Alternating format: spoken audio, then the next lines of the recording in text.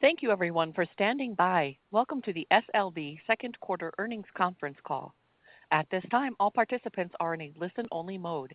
If you would like to ask a question, you may press 1, then 0. You will hear acknowledgement that your line has been placed in queue.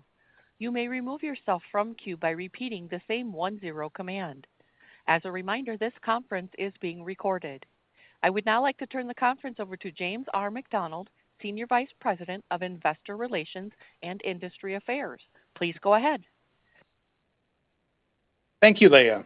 Good morning, and welcome to the SLB second quarter 2024 earnings conference call. Today's call is being hosted from London following our board meeting held earlier this week. Joining us on the call are Olivier Le Peuch, Chief Executive Officer, and Stéphane Biguet, Chief Financial Officer. Before we begin, I would like to remind all participants that some of the statements we'll be making today are forward-looking. These matters involve risks and uncertainties that could cause our results to differ materially from those projected in these statements. For more information, please refer to our latest 10-K filing and other SEC filings, which can be found on our website. Our comments today also include non-GAAP financial measures. Additional details and reconciliations to the most directly comparable GAAP financial measures can be found in our second quarter press release, which is on our website. And finally, in conjunction with our proposed acquisition, SLB and ChampionX have filed materials with the SEC, including a registration statement with a proxy statement and prospectuses. These materials can be found on the SEC's website or from the parties' websites. With that, I will turn the call over to Olivier. Thank you, James. Ladies and gentlemen, thank you for joining us on the call. This was a very strong second quarter for SLB, showcasing our ability to harness the ongoing growth cycle while driving efficiencies throughout our business. During today's call, I will cover 3 topics. First, I will review our second quarter results. Then I will describe the dynamics of the cycle and how we are positioning our business for further growth and margin expansion. And finally, I will share our updated outlook for the full year and discuss our ongoing commitment to returns to shareholders. Stéphane will then provide additional details on our financial results, and we will open the line for your questions. Let's begin. I'm very pleased with our strong second quarter performance. Sequentially, revenue increased 5%. Adjusted EBITDA grew 11%. Adjusted EBITDA margin expanded 142 basis points, and we generated $776 million of free cash flow. These results were driven by continued growth momentum in international markets, with more than half of our international units posting the highest revenue quarter of the cycle. Overall, international revenue grew 6% sequentially, led by the Middle East and Asia, which continued to set new records with 2/3, 8 out of 12, of the GEO units in the area posting record high quarterly revenue. This was fueled by capacity expansion projects, new gas developments, and production recovery investments across the region. Additionally, the ongoing strength of the offshore markets supported further growth in Europe and Africa, as well as Latin America. This was particularly pronounced in deepwater basins, including Brazil, West Africa, and Norway, where we continued to benefit from strong backlog conversion in OneSubsea. We also benefited from new projects on land, notably in Argentina and North Africa.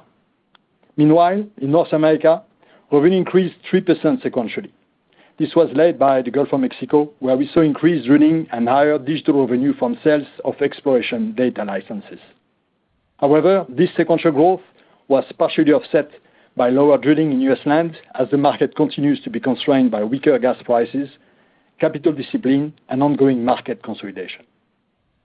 Next, let me describe how this growth played out across the divisions.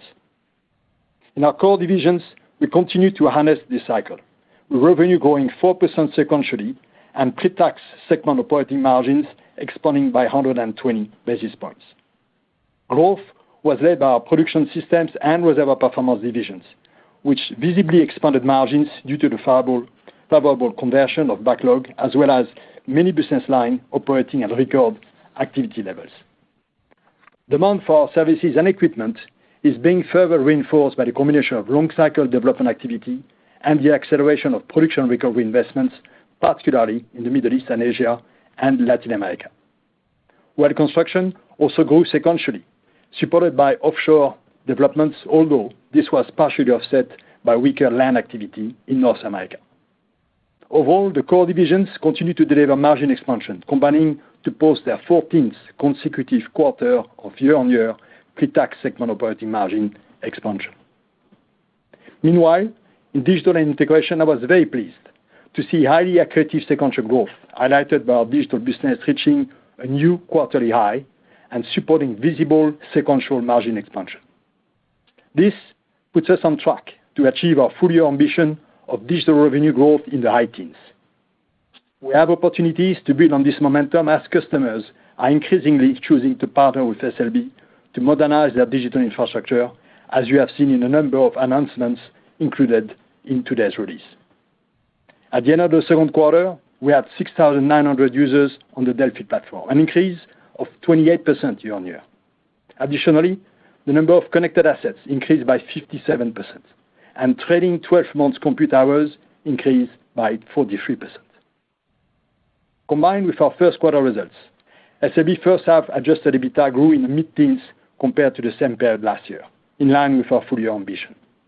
Moving forward, we will remain focused on driving quality revenue growth and leveraging operational efficiency to grow EBITDA, expand operating margins, generate robust cash flows, and meet our commitment to return to shareholders. I want here to clearly express my full gratitude to the entire SLB team for delivering such a strong second quarter and first half results. Next, let me describe how the market is evolving and the steps we are taking to capture profitable growth across the business.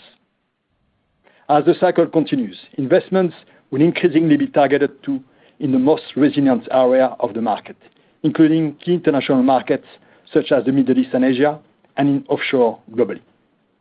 In these areas, we are seeing long-cycle gas and deepwater projects, production and recovery activity to address natural decline, and increase digital adoption to drive efficiency and performance. This is an optimal environment for our business, and we are seizing each of these opportunities. In the Middle East, in addition to the exposure to the oil capacity expansion program across the region, we continue to benefit from the acceleration and scale of investments in gas development, both conventional and unconventional, leveraging our fit-for-basin technology and differentiated integration capability. Offshore, we see the benefits of our OneSubsea JV, as highlighted by the number of high-value contracts award and partnership included in today's release. Through OneSubsea, we're helping customers unlock reserves and reduce cycle times through an extensive subsea production processing technology portfolio. And we're increasingly being offered the opportunity to partner with customers in early engineering phases to unlock the economics of their assets. In production and recovery, we are seeing customers embrace our offerings as they work to offset natural decline, extend performance, and maximize the value of their producing assets. We have many solutions to help customers access resource through our production system and reservoir performance division, and this is showing up in the strong results these divisions are achieving. As this market continues to evolve, we expect to strengthen our portfolio to fully capture this growing opportunity through our pending acquisition of ChampionX. Finally, underpinning nearly everything we do is the power of digital and AI. In today's market, accelerating the time to returns and extracting new level of efficiency are top of mind for our customers, and they are increasingly recognizing that upscaling their digital infrastructures is a key enabler in these areas, presenting us with significant opportunities for high margin growth. In summary, SLB is well positioned across key resilient markets. We remain focused on expanding margins through quality revenue growth, and this is complemented by heightened focus on operating efficiency, support structure optimization, and strategic resource allocation in certain markets to align with expected levels of activity going forward. To support these ongoing cost efficiency actions, we recorded a charge this quarter, and Stéphane will share additional details on this topic later in the call. Overall, the positive market dynamics and our continued focus on operating efficiency present a strong backlog for continued outperformance. We look forward to harnessing these dynamics to deliver further growth and margin expansion in the second half of 2024 and in 2025. On that note, let me conclude my opening remarks by showing our updated outlook for the year. Based on our strong second quarter and first half results, we expect full-year adjusted EBITDA growth in the range of 14% to 15% and full-year adjusted EBITDA margins at or above 25%. Specific to the third quarter, we expect sequential revenue growth in the low single digits, enhanced by further margin expansion. This will accelerate as we move towards the end of the year, with visible increase in top-line growth and an uptick in margin expansion during the fourth quarter due to seasonally higher year-end digital and product sales. Lastly, we returned $1.5 billion to shareholders over the first two quarters through the combination of stock repurchase and dividends. In the second half of the year, we expect to generate higher EBITDA and strong cash flows supporting our full-year commitments. Directionally, we expect a strong exit of the year to position us for continued revenue growth, margin expansion, and cash generation, reinforcing our commitment to continue returns to shareholders in 2025. I will now turn the call over to Stéphane. Thank you, Olivier, and good morning, ladies and gentlemen. Overall, our second quarter revenue of $9.1 billion increased 5% sequentially, mostly driven by the international markets, led by the Middle East and Asia. Sequentially, our pre-tax segment operating margins expanded 135 basis points to 20.3%, as margins increased in each of our four divisions. Company-wide adjusted EBITDA margin for the second quarter was 25%, representing a sequential increase of 142 basis points. In absolute dollars, adjusted EBITDA increased 11% sequentially and 17% year-on-year. As a result, second quarter earnings per share, excluding charges and credits, was 85 cents. This represents an increase of 10 cents sequentially and 13 cents, or 18%, when compared to the second quarter of last year. During the quarter, we recorded 1 cent of merger and integration charges relating to the Aker Subsea transaction, and 7 cents of charges in connection with a program that we have recently started to realign and optimize the support and service delivery structure in certain parts of our organization. This includes adjusting resources as a result of lower activity levels in North America, centralizing certain digital delivery services, and improving efficiency in our support structure. This program, which will result in additional charges in the third quarter, will drive further margin expansion in the second half of the year and into 2025. The related actions will be completed by the end of the year. Let me now go through the second quarter results for each division. Second quarter digital and integration revenue of $1.1 billion increased 10% sequentially, with margins expanding 435 basis points to 31%. The sequential revenue growth was entirely due to higher digital sales, as APS revenue was flat. The strong margin performance was driven by improved digital profitability as a result of robust exploration data sales and a higher uptake of digital solutions. APS margins were essentially flat. We expect the digital revenue growth and margin expansion to continue in both Q3 and Q4.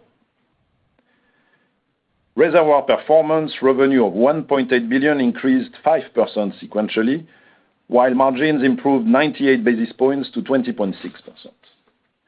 These increases were primarily due to strong growth internationally, led by higher activity in the Middle East and Asia. Well Construction revenue of $3.4 billion increased 1% sequentially, while margins of 21.7% increased 125 basis points, driven by strong measurements and fluids activity internationally. Finally, production systems revenue of $3 billion increased 7% sequentially, driven by the strong activity in the international markets led by Europe and Africa. Margins expanded 146 basis points to 15.6% on improved profitability in subsea production systems and artificial lift. Now turning to our liquidity. Our cash flow was strong, as we generated $1.4 billion of cash flow from operations and free cash flow of $776 million during the quarter. We expect our cash flow to continue to improve throughout the rest of the year. As a result, our free cash flow in the second half of this year will be materially higher than the first half. Capital investments, inclusive of CapEx and investments in APS projects and exploration data, were $666 million in the second quarter. For the full year, we are still expecting capital investments to be approximately $2.6 billion. As I mentioned last quarter, under the securities laws, we were prohibited from repurchasing our stock during the period between the mailing of the proxy in connection with the ChampionX acquisition and ChampionX's shareholders vote. Following the shareholder vote in June, we have resumed our stock repurchase program, and during the quarter, we repurchased 9.9 million shares for a total purchase price of $465 million. During the first half of the year, total returns to shareholders in the form of stock repurchases and dividends were approximately $1.5 billion, representing half of our $3 billion commitment for all of 2024. Finally, we issued $1.5 billion of bonds during the second quarter. The proceeds either have been or will be used to refinance our debt obligations. We are pleased with our current capital structure, which allows us to prioritize returns to shareholders, as illustrated by our $3 billion total returns commitment for 2024 and our $4 billion commitment for 2025. I will now turn the conference call back to Olivier. Thank you, Stéphane. And ladies and gentlemen, I believe we will open the floor for your questions. Thank you. Ladies and gentlemen, once again, if you'd like to ask a question, you may press 1, then 0 on your telephone keypad. One moment, please. Our first question is from the line of James West with Evercore ISI. Please go ahead. Hey, good morning, Olivier, Stéphane. Good morning. Good morning, James. So, Olivier, I know in your guidance for the year, you didn't, use the word or highlight raise, but it seems like there was a slight EBITDA guide raise. I guess one is am I correct in that? And two, is the guidance for 25 that you'd already laid out, I guess now starting from a bit higher base, so your numbers need to kind of move up across the board.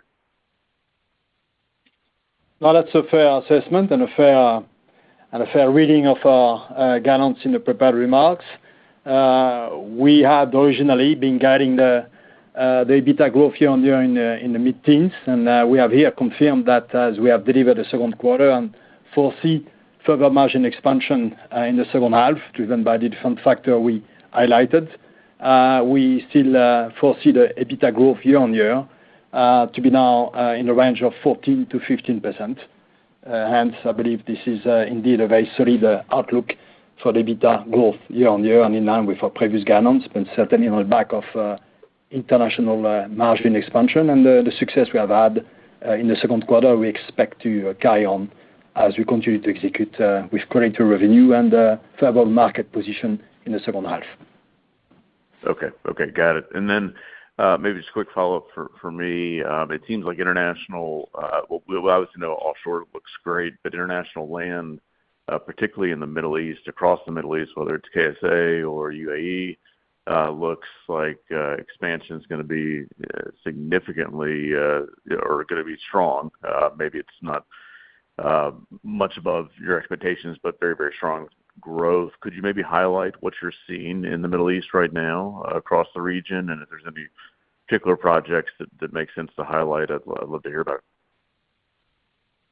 Yeah, I think it's fair to say that we see a large breadth of growth engine across the region, Middle East, and also North Africa, driven by a combination of oil capacity expansion program that I think you may know are still in full swing in many countries, including KSA, but most visibly the UAE, the Kuwait, and Iraq are running after, and Libya are running after a visible oil capacity expansion program, and activity as such is indeed going up.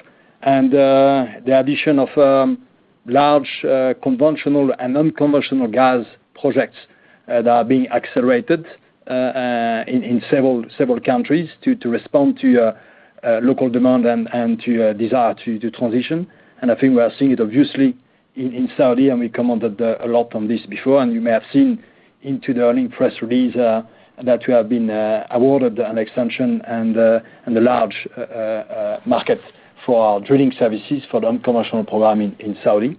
And we continue to fully participate into the other country where this is very relevant, including UAE, committing to accelerate their unconventional, including Qatar, that continue to expand, and including Algeria, that is starting to look back and clearly having a path forward to also activity increase. So all across the Middle East, we see a growth year on year. We see, as I said, the vast majority of the GeoUnit having a record revenue for this cycle, and for many a record ever activity, and hence we benefit from this very large breadth and multiple levels of activity growth in the Middle East, and we foresee it continuing going forward. Perfect. Thanks, Olivier. Thank you. Next we go to the line of David Anderson with Barclays. Please go ahead. Hey, good morning, gentlemen. I want to talk about the key resilient markets that you mentioned a few times that are driving SLB's growth going forward. I was wondering if you could give us kind of your longer-term views on global natural gas markets and how they're developing, and kind of maybe your demand assumptions through the end of the decade. Because I noticed that there was a number of contracts and awards that you're highlighting were natural gas, so Jafurah unconventional, Qatar, Egypt. So I'm just wondering, are you expecting your overall mix of business to shift towards natural gas in the coming years, and is that already happening? No, I would say that more generically, as we see resilience on three aspects. We resilience on the still oil capacity expansion and deepwater oil development happening and having significant resilience. And you may foresee not an existing deepwater program in oil in the Latin America's region, but you will see emerging a new oil development coming into Africa. So that's a strong resilient aspect of deepwater. You see, and you can anticipate gas resilience in deepwater development more in the East Med, Turkey and Asia region. And then you have the complex of indeed Middle East that is both reinforcing their oil capacity, as I mentioned, and gas. So it's not only one market. I think gas, we have increased our share of gas activity in Middle East visibly. We are very well exposed. I would almost say we are long on gas in the Middle East region.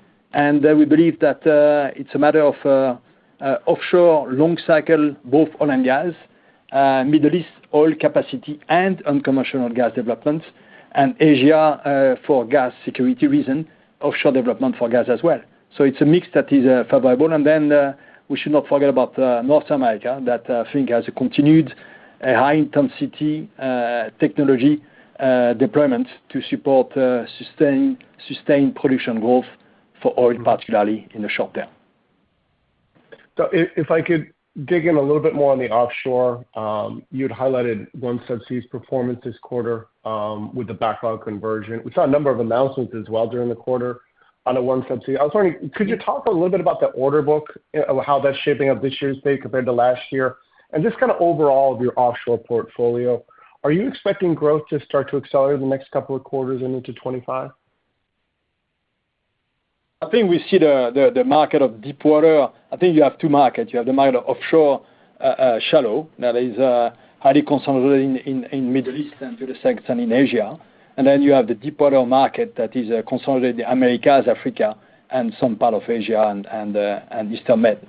And I think what we see, if you look at more generically, we see three legs of activity developing for the future of deepwater at large and offshore at large, but deepwater in particular.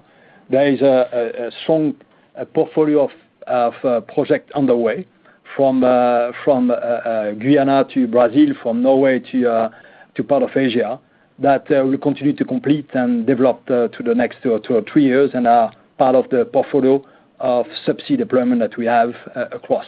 Then you have a growing set of FID, and we expect that offshore FID this year will be reaching $100 billion or exceeding this, and the same for 2025. And this FID is led by a combination of oil, a lot of oil FID being developed and being nearing decision in the coming months, and some have just been approved, and you have seen some of the announcements in particular in Angola. And we are very pleased with this because that will feed our pipeline of subsea going forward. And lastly, and we should not forget, that is a third leg.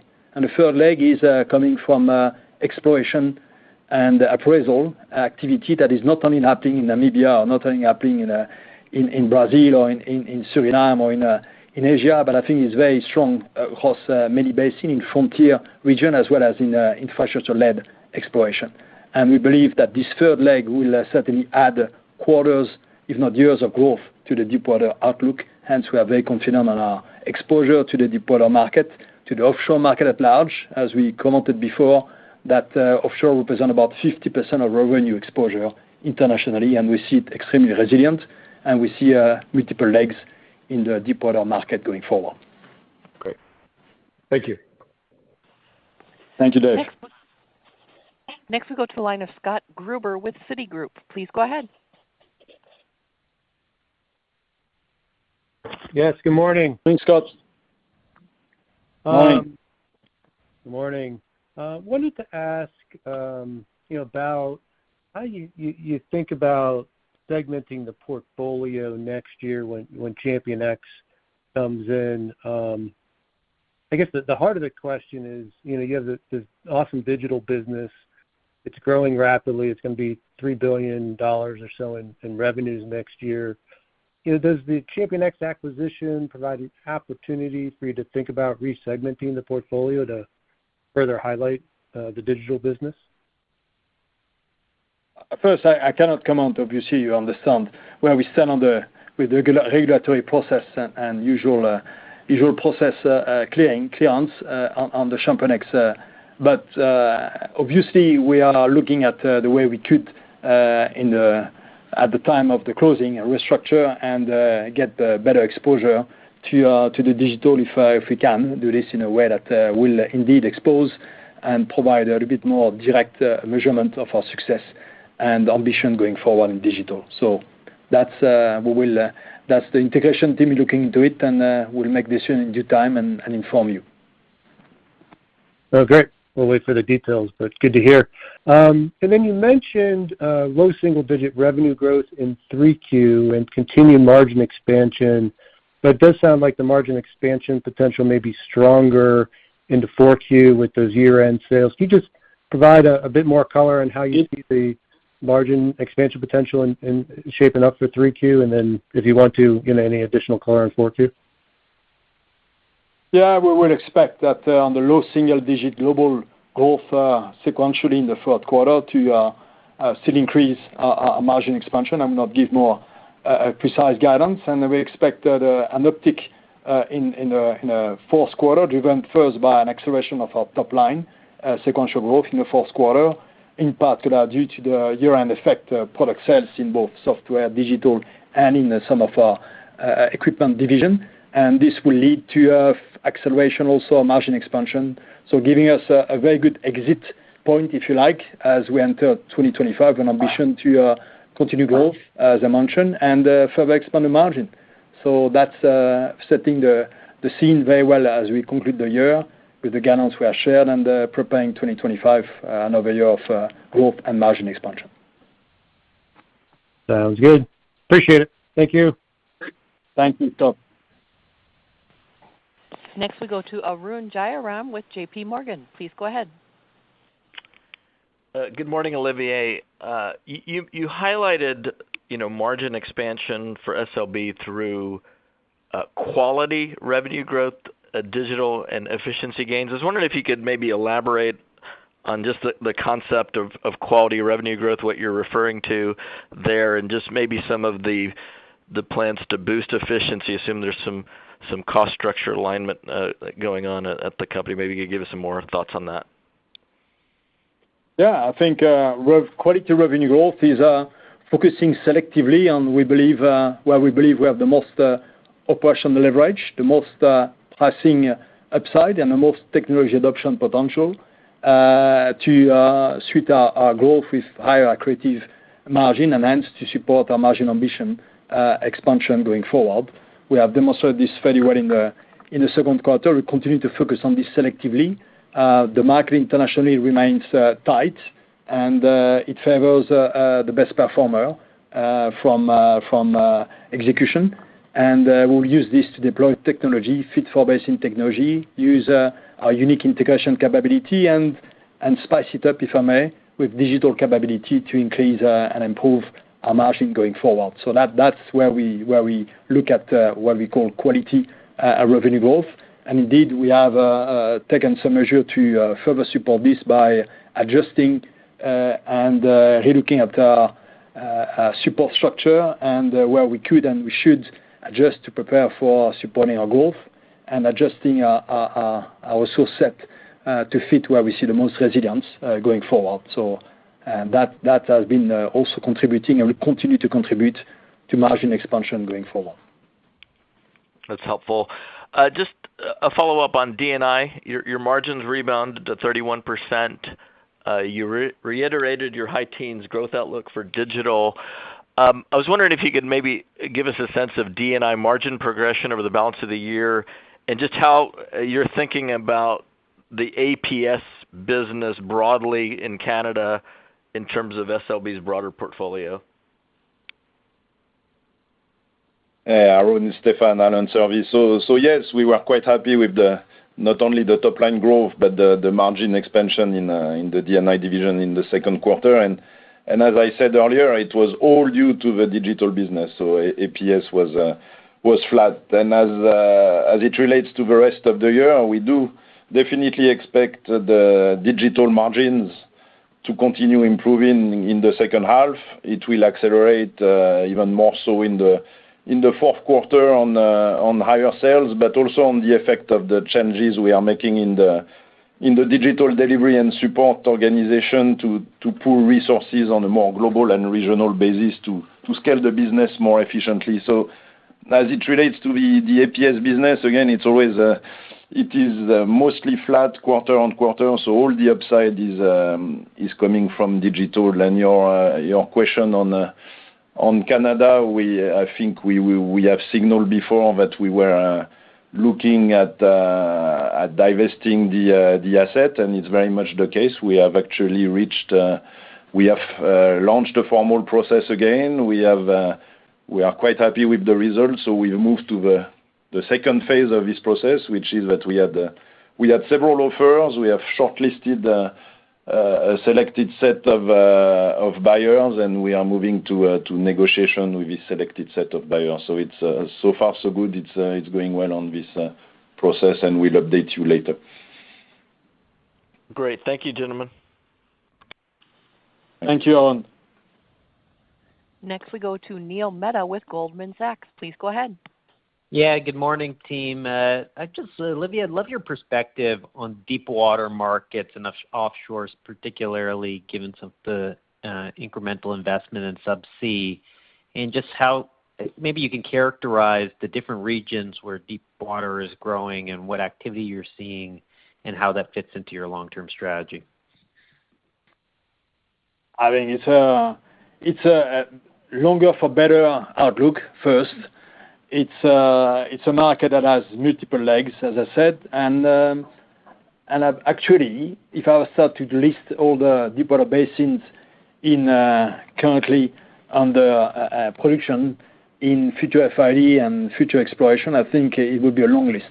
What characterizes this cycle is it's very broad in terms of region of the world and deepwater basins that are being either exploited, that are being explored, and that are being redeveloped. And I think there are 2 or 3 fundamental reasons for this. First and foremost is that the deepwater assets from be it oil or gas are typically geologically very strong asset and advantage assets. Hence, they receive the utmost focus and priority when the IOCs are high grade in a portfolio. They typically concentrate on some of these assets, followed by select international independents and some NOCs that have for which deepwater is their backyard and their center of expertise. So we see FID growth, we see exploration growth, and we see existing deepwater basin very solid going forward. Hence, a very resilient and multi-finger and multi-legs, I would say, outlook for deepwater. That's quite unique. It's not one basin. It's constrained by some rig capacity. Hence, it's shifting to the right to some extent, but it's longer for better. It's elongating, if I would say, as a deepwater market, and for the good, because we have new basin emerging like Namibia. We have basin being FID like Suriname. We have a lot of explore activity in Asia, in many parts of Asia, with some gas success and discovery in Indonesia particularly. And we still have the hot East Med or Turkey basin, and we have new oil being explored in South Angola or in south of Brazil in the new Pelotas basin. So it's all hot and it's very diverse, and not forgetting about the deep formation into the Gulf of Mexico coming back, and if not Mexico as well in the south of the Gulf. So more work into the future, more bookings in the future, and I think a very key and resilient market for us as we are very exposed to that offshore deepwater. Thank you. And then the follow-up is just around return of capital. Obviously, some of the dynamics around ChampionX precluded you from buying back as much stock as you probably wanted to in the last quarter, but it seems like you're leaning into it. So just talk about your return of capital intentions and how you're thinking about taking advantage of any dislocation that might exist in the stock. O'Neill, we did try to take the most advantage of this by resuming very quickly our stock buybacks in June, right after the shareholders vote. So we were able to accelerate there and actually catch up on to the point where we got to just about half of our full year commitment. So the commitment remains the same for 2024 at this moment. It's a total of $3 billion between dividends and buybacks. We will continue to monitor our cash flow, continue to look at our capital allocation. For example, potential cash proceeds from divestitures, depending on their timing, can be an upside to buybacks, but for the moment, the target for 2024 remains the $3 billion. Great, guys. Thank you. Thank you, Neil. And our next question is from Dan Kutz with Morgan Stanley. Please go ahead. Hey, thanks. Good morning. Morning, Dan. Morning. I wanted to ask a question more generally on M&A. I'd love to get a sense of kind of your appetite as it stands today for incremental acquisitions, given that you guys have been pretty active recently, and to the extent that M&A ranks high on your capital allocation priority list.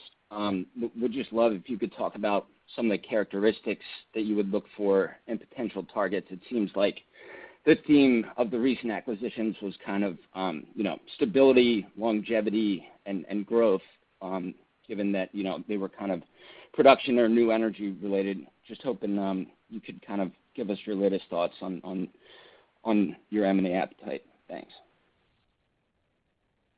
Thanks, Dan. So you mentioned we've been quite active indeed. So at this stage, we are really focusing on making those acquisitions and various transactions from Aker Subsea to Aker Carbon Capture to the planned acquisition of ChampionX a success. So we are the focus currently is more on integration than on new M&A, and really in terms of prioritization for the capital allocation at this moment, we are really prioritizing returns to shareholders.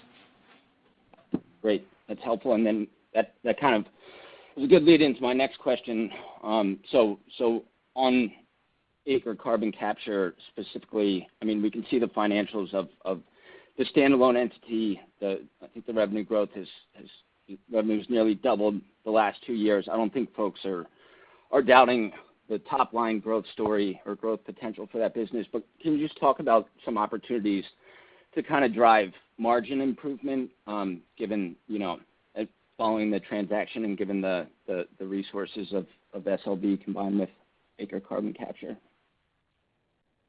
No, thank you, Dan. So first, I would comment maybe stepping up on the CCS as a market. I think we see this as a very attractive market for us, considering the adjacency on the sequestration and considering the integration capability we have acquired and the technology that we acquired through Aker Carbon Capture. So the market independently, and at this point, we see this market growing at more than 50% a year, and very accretive to our growth. And we don't see this slowing down necessarily soon. And obviously, the addition of Aker Carbon Capture give us an opportunity to participate at scaling market where Aker Carbon Capture was not exposed to, partly in North America, where we're getting a lot of inbound requests as we form this combination, unique combination with what we have invested into our own capture technology, with carbon capture commercial technology. We are seeing a lot of inbound requests, and we have been awarded and part of 2 DOE-funded projects in North America, and a lot of inbound requests from a company that are exploring and or pursuing some carbon capture in North America. We see the same in Middle East, and this will complement the strong pipeline that Aker Carbon Capture has already developed in Europe with 3 active projects, and most likely more to come. So we see that we will combine our strengths in technology deployment at scale in every basin in the world, combining this and with the subsurface sequestration technology leadership we have to offer customers an all-in capability from sequestration, design, execution to carbon capture, combining our technology with the technology of Aker Carbon Capture. So we are very positive on this, and we believe that as this business will scale, as we will be in a position to add on many new innovation technology on it, this will result into margin expansion and into ability to extract a lot of value from this acquisition. Great. Thanks a lot. That's really helpful. I'll turn it back. Thank you, Dan. Next, we go to Luke Lemoine with Piper Sandler. Please go ahead. Hi, good morning. Morning, Luke. Arun touched on it. Hey, morning. Arun touched on it a little earlier with his question, but you mentioned cost efficiency programs a couple times in the release. It sounded like maybe these were primarily support costs. I guess first, is that correct? And secondly, would it be possible to maybe frame the magnitude of these? So thanks for the question, Luke. So really, this program is about extracting the most margin expansion and returns out of this growth cycle, and it's not just support, even though it's one of the key elements of it. So you have 3 main components. So first, there's a more tactical adjustment, if you want, of our operational resources mostly in U.S. land, to account basically for the lower than expected recount levels. The second one relates to digital. We are centralizing or regionalizing a certain number of delivery services to improve resource utilization so that we can better respond to the rapid adoption of our digital solutions. And indeed, the third one, not a small component, about half of it, if you want, is increasing efficiency in our functional support structure. It's something we do all the time, but here we are completing the deployment of our new ERP system, so we really want to extract the most out of this, and it allows us to streamline some of the support structure. In terms of magnitude, you've seen the charge this quarter. It's slightly over $100 million pre-tax. I don't expect that this will exceed this amount in the third quarter. We are still in the process of finalizing all the plans, so I cannot give you a number now, but it should not be of a bigger magnitude. And this will result in great savings and optimization of our cost lines, which you will see gradually towards the end of the year and, of course, in 2025. Okay. All right. Thanks, Stéphane. Thank you. Thank you, Luc. Next, we go to Saurabh Pant with Bank of America. Please go ahead.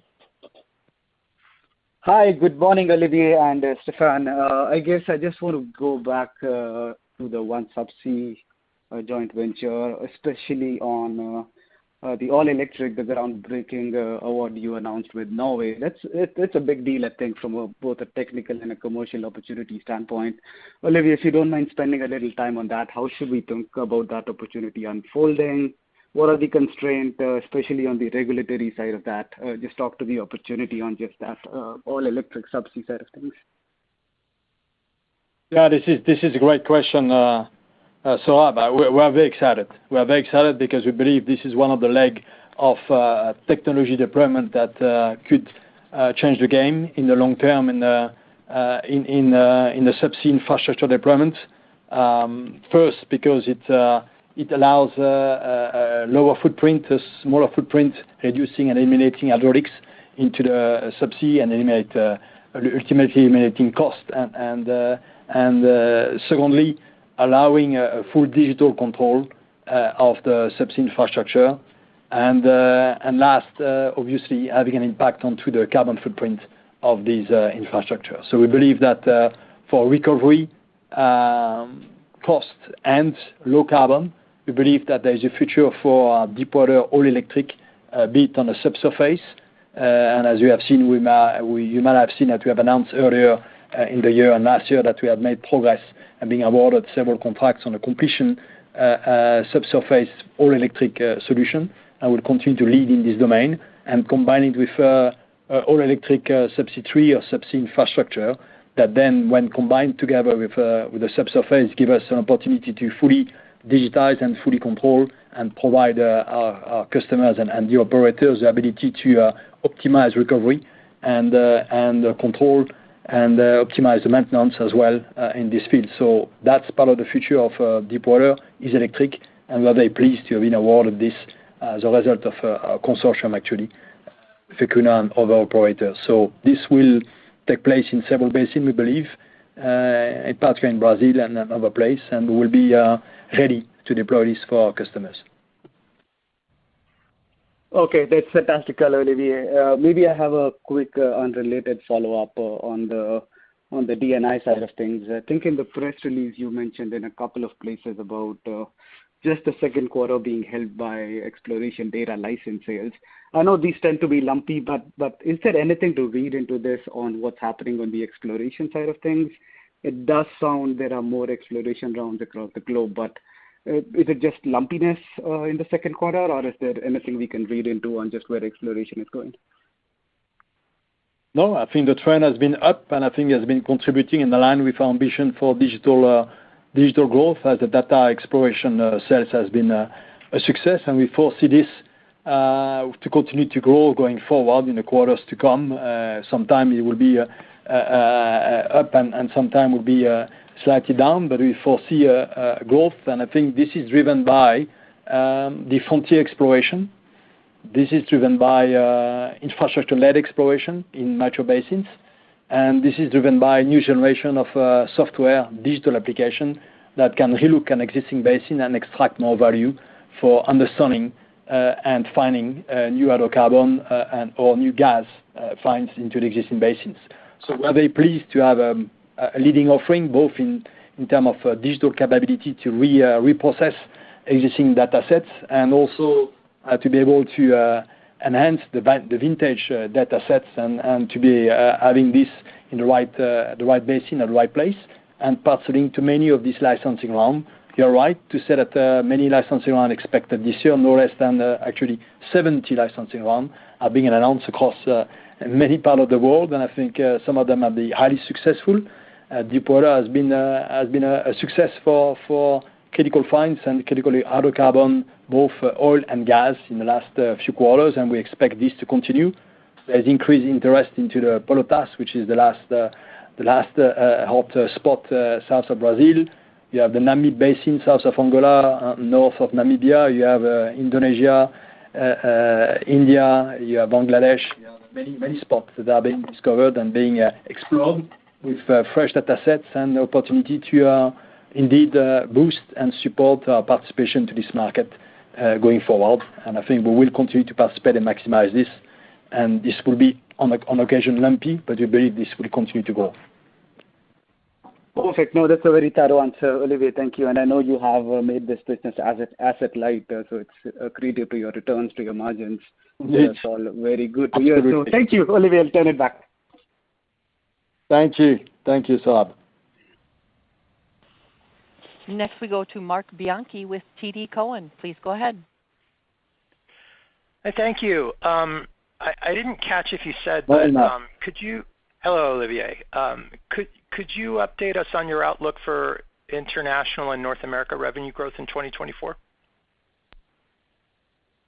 I think we have been guiding earlier this year, and we remain fit on this guidance that internationally we foresee double-digit growth when excluding Aker and Russia. North America, we have been guiding originally positive up to mid-single growth, and we have been revising this down as the North America has been clearly impacted going forward. But we still have opportunity to grow in the second half and to improve our margin as well in this basin as we adjust our resource and get the most out of the deepwater market in Gulf of Mexico, as well as our participation with technology intensity in some part of the North American land market. So no change international and lower growth in North America compared to original guidance. Yep, makes sense. And then maybe for Stefan, back on the cost savings. So you mentioned that another charge in 3Q, not to exceed what we saw in second quarter for the actions you're taking. Can you help us with how much of a profit uplift or cost saving benefit you may get on a quarterly basis in the back half of the year, and then once everything finally reaches its full implementation? Yeah, sure.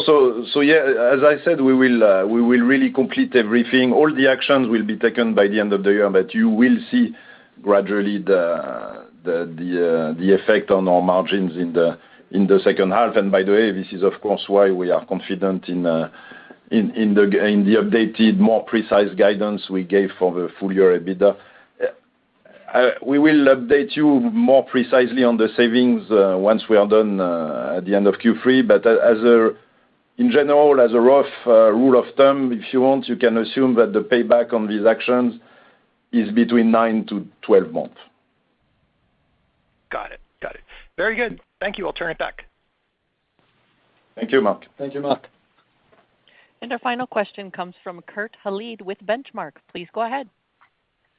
Hey, thanks for fitting me in here. Appreciate the insights as always. So Olivier, I think, from my standpoint, Olivier, I'm kind of curious, right? We've now had 5 or 6 months or so to kind of digest the shift in game plan by Saudi Arabia from offshore to unconventional gas. You kind of referenced that very explicitly in your commentary about unconventional gas being a growth market for you. But I guess from where I sit, right, we're 5 or 6 months into this process. What have you picked up incrementally, with respect to that opportunity, and more importantly, what kind of legs do you see for that dynamic for you in Saudi in particular? I think you may have been reading, and don't want to speak on behalf of Saudi Aramco, but I think there are commitments to that program to increase gas production by 60% from 2020 is very clear. I think this touches both the conventional and unconventional gas reserve in Saudi. The most visible element of this is obviously the unconventional gas large Jafurah project. You may have seen they've also explored successfully new finds, both oil and gas, in the recent months. So the country is set to expand in gas to complement their oil capacity, sustained capacity and slight expansion. And we are, as I said, favorably exposed, and we have reinforced this exposure, strengthened this exposure with our recent wins, as you may have seen in the earnings press release from this morning. So we're very, very pleased. But the market is not only one project. The market is not only one aspect. The market is much more diversified in Saudi and furthermore in the Middle East. So we are exposed to many aspects of the Saudi activity, both production recovery, exploration, CCS, as well as well construction and production equipment, both offshore and onshore. So we have a very diversified exposure to this, and we benefit favorably to the exposure of the growth, accelerated growth in Jafurah. So we're very pleased to where we are, and we are one of the most beneficiary of the accelerated gas expansion, as highlighted in our EPR highlights. So that's where we stand. Great. That's great color. Always appreciate it. Thank you. And I'll now be turning Thank you very much. Back to Olivier for closing remarks. Thank you, Leah. So, ladies and gentlemen, as we conclude today's call, I would like to leave you with the following takeaways. First, the growth momentum continues, with many of our international units reaching new cycle highs. Combined with the increased adoption of digital technologies, the stage is set for further growth and margin expansion throughout the rest of 2024 and into 2025. Second, in this environment, no company is better positioned than SLB to capture quality growth. Our differentiated operating footprint, leading technical and digital offerings, and sustained commitment to operating efficiency and value creation have set us apart throughout the cycle. Moving ahead, we remain favorably positioned in the highest quality area of the market, supported by our differentiated technology deployment, integration capabilities, and performance. And third, with a strong first half of the year behind us and full confidence in further international revenue growth, we are optimally positioned to continue our margin expansion journey, to generate cash, and to fulfill our commitment to return to shareholders both in 2024 and in 2025. This is an excellent environment for our business, and I'm confident that we will continue to deliver outstanding performance for our customers and our shareholders in the quarters ahead. With that, I will conclude this morning's call. Thank you very much for joining. Ladies and gentlemen, that does conclude your conference for today. Thank you for your participation. You may now disconnect.